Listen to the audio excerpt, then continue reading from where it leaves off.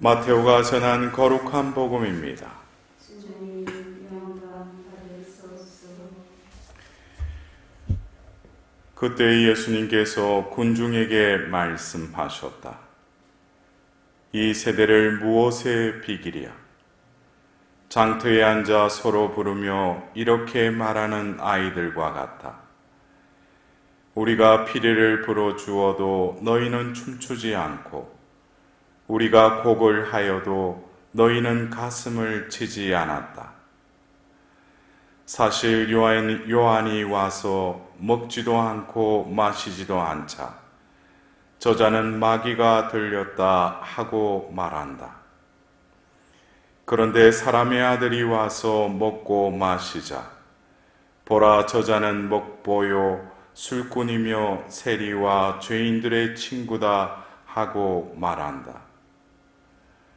그러나 지혜가 옳다는 것은 그 지혜가 이룬 일로 드러났다.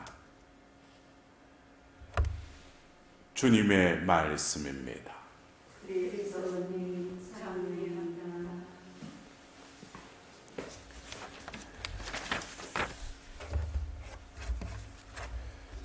우리가 지금 지내고 있는 이 대림 시기에 어쩌면 이 대림 시기에 우리는 첫 번째 오신 그 예수님을 바라보고 또 더불어서 다시 오실 그 주님을 또 준비하는 그 중간에 우리는 이 대림 시기라는 이 시기의 의미를 제대로 깨닫고 성탄을 또 맞이해야 되겠죠. 우리가 지금 기다리는 것이 과거의 예수님의 그 탄생을 기다리는 게 아니죠. 어떻게 보면 우리가 기다리는 것은 대림 감사송 1에 나오듯이 왕으로 영광의 쌓여서 오실 그 예수님을 기다림으로써 또 기다림의 이유는 우리가 그분이 오시면 우리에게 상급을 주신다는 거예요. 무슨 상급? 구원의 상급을 주신다는 거예요. 그래서 이 약속을 믿고 준비하고 기다리는 이에게는 이 대림 시기는 아주 소중한 시기라는 거예요. 그러나 우리는 이 독서의 말씀 또 복음의 말씀이 그 과거에 일어났던 이 예언서의 말씀과 또 복음서의 말씀을 우리가 듣지만 그 과거는 지금 현재 일어나야 된다는 거예요. 왜? 예수님이 오시는 것이 첫 번째 오실 때나 두 번째 오시는 것이 주님이 오시는 것이니까. 주님이 오시는 방법은 우리가 예측할 수가 없다는 거예요. 그래서 그 제자들도 예수님이 그 공생애 중에 하느님 나라에 대해서 계속 이렇게 비유의 말씀을 하셨고 또 그들도 그 하느님 나라가 어떻게 이 땅에 이루어질까 해서 그 루카복음사의 두 번째 그 사도행전을 보면 1장에 이제 예수님께서 성천하시기 전에 주님의 나라가 이제 설 건지, 왜냐하면 예수님 부활하셨을 때도 그들은 이제 무언가가 이루어지겠구나. 근데 첫 번째 그들이 예상한 것은 빗나가 같죠. 왜?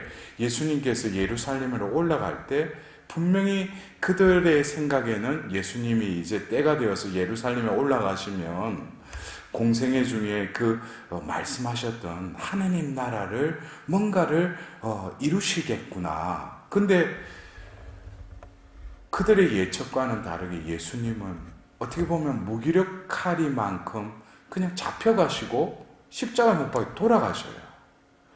거기서 그들은 그들의 예상과 다른 어떤 결과를 보고 예수님을 떠나죠. 그러나 예수님이 부활하셨어요. 그래서 그들에게 나타나시고 그들은 다시 모여듭니다. 그러나 정작 예수님의 성천 때 그들은 다시 물어봐요. 주님의 나라가 언제 서냐고. 그러자 예수님께서 그것은 너희들이 알 바가 아니라고. 그 때와 시기는 아버지만이 아신다. 그리고 예수님은 하늘로 올라가셔요. 그렇다면 우리들도 지금 예수님의 두 번째 오심을 기다리고 준비하는 이 시기에, 우리는 이 대림 시기에 그 맞이하는 데 있어서는 어떻게 보면 주님이 아버지의 때와 시기에 맞춰서 주님이 오시지만 첫 번째 오셨을 때 그것도 주님이 오셨기 때문에 그 첫 번째 오실 때 그 성경에 나타난 인물들이 어떻게 예수님의 오심을 준비하고 또 맞아들였던가, 그것을 우리는 과거지만 바로 이 대림 시기에 우리에게 말씀하시는 그 말씀 안에서 현실에서 우리들도 첫 번째 오셨을 때 그 등장하는 하나님께서 뽑으신 그 사람처럼 우리들도 거기에서 공통적인 어떤 분모를 찾아서 현실에서도 우리는 분명히 그 맞이함의 그 키를 그 과거의 인물들을 통해서 찾아야 될 뿐만 아니라 다시 오실 그 주님도 우리는 그러한 인물들의 삶을 살아감으로써 또 미래에 오실 그분을 맞이할 수 있는 또 다른 키로 우리에게 작용한다는 것이죠. 여러분 이해가 되셔요? 과거에 그들은 첫 번째 오시는 데 있어서 다른 사람들은 몰랐지만 하나님께서 특별히 오늘 복음에도 나오듯이 세례자 요한을 하나님께서는 선택하셨어요. 또 그리고 예수님이 잉태되는 데 있어서 나자렛의 한 처녀를 또 가브리엘 대천사로 통해서 찾아가게 하셔요. 또 그리고 약혼자였던 그 요셉이 바로 그 하나님의 구원 계획이 이루어지는 데 있어서 한 몫을 또 차지하게 되는 것이죠. 어떻게 보면은 예수님이 오시는 데 있어서 많은 사람이 필요했던 게 아니에요. 어떻게 보면은 하나님의 아드님이 오시는 데 있어서 하나님께서는 어떻게 보면 거창하게 시끄럽게 오신 것이 아니라 인간으로서는 도저히 이해할 수 없는 방법으로 이 땅에 오셨는데, 지금도 우리가 두 번째 오실 그 예수님을 맞이하는 데 있어서도 우리가 제대로 그 길을 제대로 우리가 깨닫지 못하면은 그냥 성당에 왔다 갔다 하고 그냥 미사포 쏘고 미사 참여한다고 해서 예수님을 맞이하는데 합당한 삶을 살아간다는 것은 자기 생각이죠.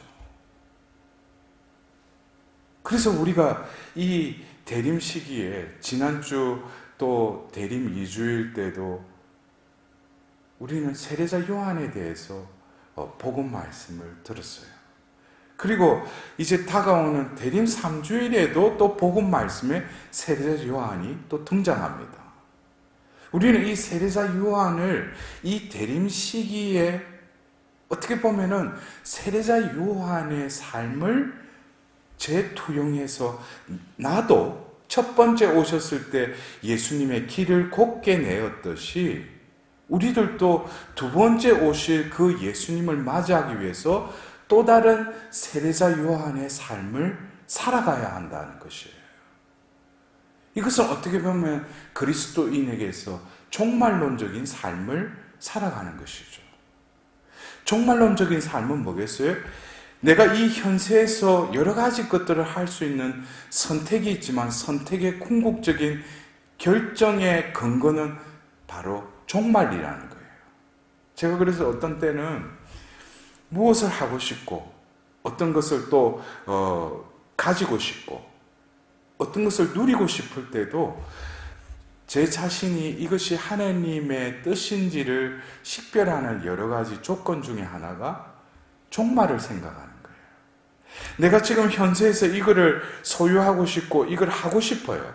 근데 이것이 하나님 뜻인가? 그것은 어쩌면 내가 지금 종말을 맞이하는 데 있어서 과연 이것이 나에게 필요한가?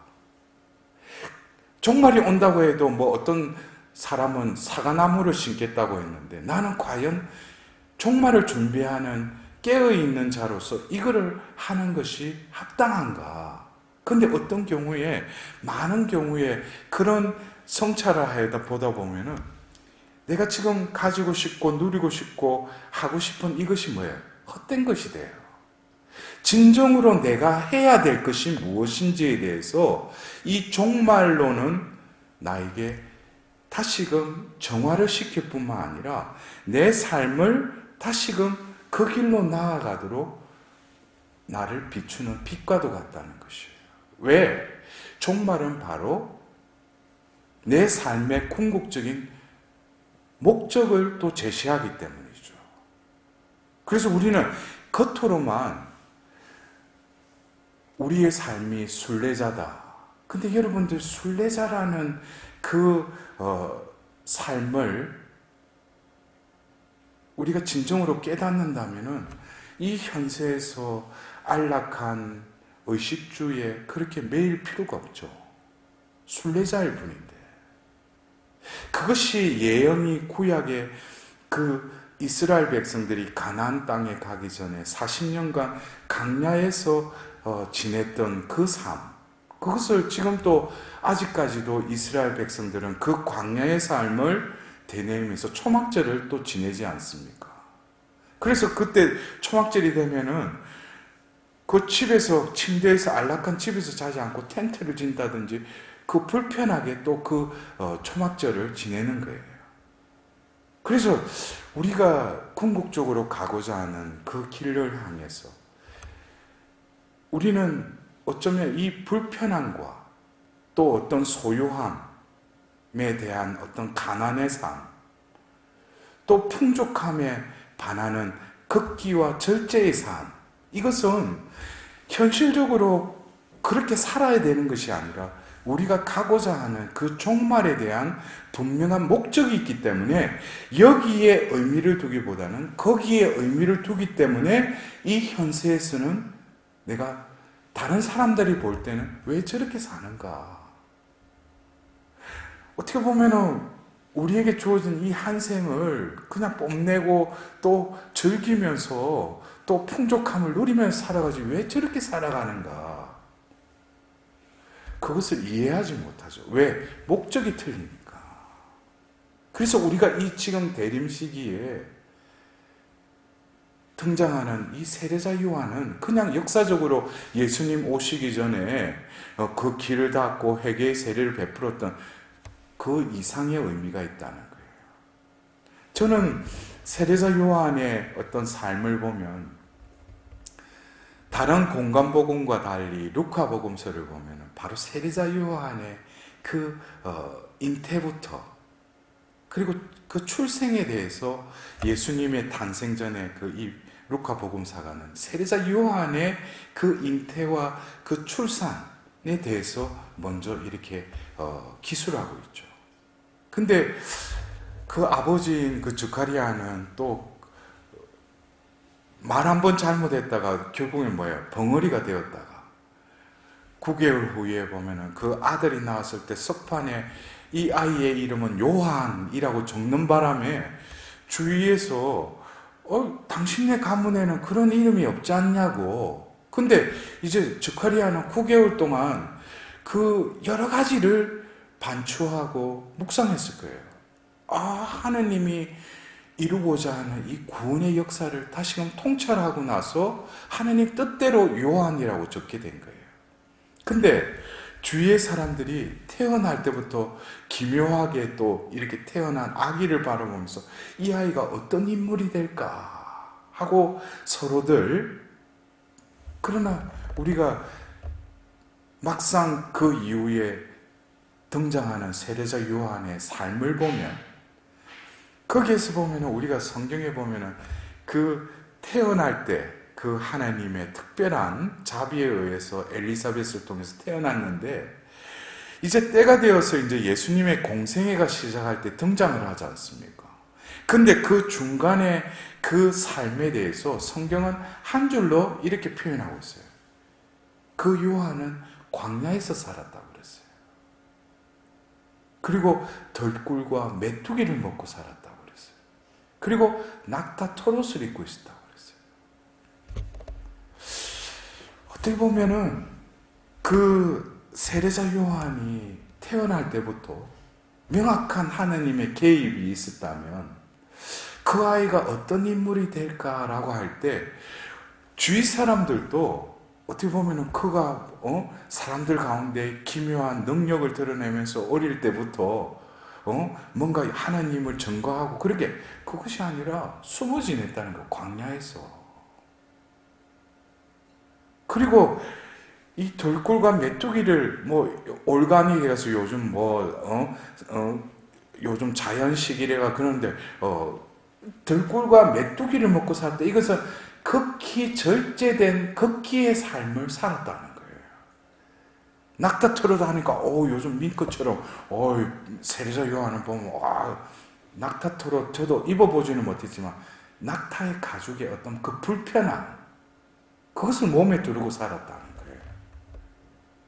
우리가 생각하는 저 아이는 도대체 어떤 인물이 될까 했는데 막상 살아온 그의 삶을 보면 우리의 예상과 예측과는 다르다는 거예요. 여기에서도 우리는 특별히 우리가 묵주기도 한의의 신비 2단에도 그 마리아와 엘리사벳의 그 만남을 성경에는 담고 있는데 그 엘리사벳이 성령에 가득 차서 그 성모님을 봤을 때 여인 중에 복되시며 태중의 아들 예수님 또한 복되시나이다. 그 말이 우리는 성모송의 전반부에 실릴 정도로 엘리사벳이 충만했다면 그 태에 있던 세례자 요한도 어머니 태 속에 있을 때부터 간택을 받았지만은 그 성령 안에서 살았을 거라는 거예요. 그래서 그의 삶, 때가 되어서 나타나기 전의 삶도 하나님이 인도하셨을 뿐만 아니라 하나님께서 함께한 삶이셨다는 것은 우리가 의심할 여지가 없다는 것이죠. 그래서 어떻게 보면은 세례자 요한의 그 삶은 제가 조금 전에도 말씀드렸듯이 그에게 있어서는 그 광야에 살면서 고행과 또 기도 가운데 그가 해야 될 사명을 분명히 깨닫게 해주셨을 거라는 거죠. 주님의 길을 곧게 내어라. 이제는 세례자 요한의 삶에 있어서 더도덜도 없이 그에게 삶의 의미는 바로 하나님이 그 늙은 어미에게 잉태케 하시고 또 태어나게 하셨고 또 그러면서 광야에 살면서 자신의 삶의 의미를 분명히 깨달은 것은 자신의 사명을 깨달았다는 것이죠. 첫 번째 어떤 삶의 양식, 두 번째 삶의 어떤 내재적인 의미를 깨달았다는 거예요. 그래서 거기에는 서스럼이 없다는 거예요. 왜? 내가 태어난 그 목적에 대해서 분명히 깨달았기 때문에. 여러분들 이 두 가지 차원에 있어서 첫 번째의 세례자 요한의 삶을 과연 우리는 얼마만큼 이 현실에서 첫 번째 오시는 예수님을 맞이하기 위해서 이 교회에서는 세례자 요한을 우리에게 비춰주고 있어요. 그렇다면 내가 지금 현재의 이 대림 시기를 살면서 이 세례자 요한의 삶과 같이 나는 두 번째 오시는 예수님을 맞이하기 위해서 내 삶이 얼마나 이 세례자 요한의 삶과 같이 질서지워져 있느냐 이거예요. 나의 의식주, 또 삶에 내가 모든 소유하는 것, 추구하는 것도 과연 세례자 요한의 첫 번째 오심을 준비하였던 그 삶에 어느 정도 일치하면서 살아가고 있는가. 그리고 두 번째 제가 말씀드렸듯이 그가 해야 될 사명에 대해서 분명히 세례자 요한은 깨닫고 있었다는 거예요. 그것에 대해서 나는 과연 내가 이 세상에 태어나서 두 번째 오셨을 때 그분 앞에 섰을 때 과연 나에게 주어진 사명을 완수하고 왔다라고 말하려면 나에게도 세례자 요한과 같은 분명한 하나님의 뜻을 나는 깨닫고 살아가고 있는가? 그럴 때 이 대림 시기는 작년, 재작년 내가 신자가 되어서 그 횟수를 대하면서 살아왔던, 맞이했던 그 대림 시기는 사뭇 다르다는 거예요. 왜? 이제 그 때가 더 가까워졌기 때문이에요. 그 전에 내가 믿음이 없는 신앙인이 아니었을 때 삶과 내가 이제 신앙의 선물을 받고 신자로서 이 전례력을 살아갈 때 이 대림 시기는 횟수가 거듭해 가는데 과연 나는 이 대림 시기의 의미를 얼마만큼 좀 더 하나님이 원하시는 삶으로 내가 회개해서 살아가고 있는지에 대해서 우리는 이 대림 시기, 내가 세례를 받고 수십 년이 지났어요. 매년 시장할 때마다 사제가 이 자색 제의를 입고 또 촛불을 켜고 했던 걸 몇 번을 내가 맞이했는가. 근데 진정으로 이 대림 시기에 그 의미, 은총을 나는 얼마나 이 현실 속에서 누리고 살아가고 있는가. 결국 그러한 제가 말씀드렸던 겉으로의 삶의 어떤 양식들, 또 내재적인 그 세례자 요한의 그 삶, 그것을 지탱하는 것은 바로 자신의 존재감, 정체성에 대해서 세례자 요한은 분명히 알고 있었다는 거예요. 그래서 우리는 세례자 요한의 여러 가지 그 말씀을 보면 먼저 그 사람들에게 나아가서 회개하고 세례를 받아라 그랬죠. 이것은 결국 자신도 그 삶을 살았던 것은 끊임없이 회개하기 위해서 그러한 삶을 살았을 뿐만 아니라 결국에 세례자 요한의 말씀 중에 나는 그리스도가 아니다 그래요. 그리고 나는 그분의 신발끈도 풀어드릴 자격도 없다 그래요. 그 말씀 속에 그 존재가 지니고 있는, 우리는 그냥 겸손하다고 이야기하는데 그거는 겸손의 차이가 아니에요. 그 존재가 늘 하느님 앞에 머물렀다는 거죠. 그래서 자신은 한갓 피조물이고 죄인일 따름이라는 것을 늘 잊지 않고 살았다는 거예요. 그냥 낮추고 나는 점점 작아져야 되고 그분은 커지셔야 된다. 그 겉으로 드러나는 그 말의 의미보다도 그의 삶은 늘 하나님 안에서 죄인으로서 하나님의 자비를 구할 수밖에 없는 그런 존재로서의 삶을 살았기 때문에 바로 예수님을 맞이할 수 있었다는 거예요. 여러분들 그래요. 우리가 성경에서 보면은 세례자 요한이 예수님을 단박에 알아본 게 아니에요. 그러나 하나님께서 눈을 열어주시니까 저분이 세상의 죄를 짊어지고 갈 어린 양이라는 것을 깨닫게 되는 거예요. 그러니까 이것은 우리가 짜여진 각본대로 그런 것이 아니라 세례자 요한도 예수님을 뵙고 싶었던 거예요. 그러나 그 뵙는 그 순간도 뭐예요? 하나님이 열어주셔야지 맞이할 수 있다는 거죠.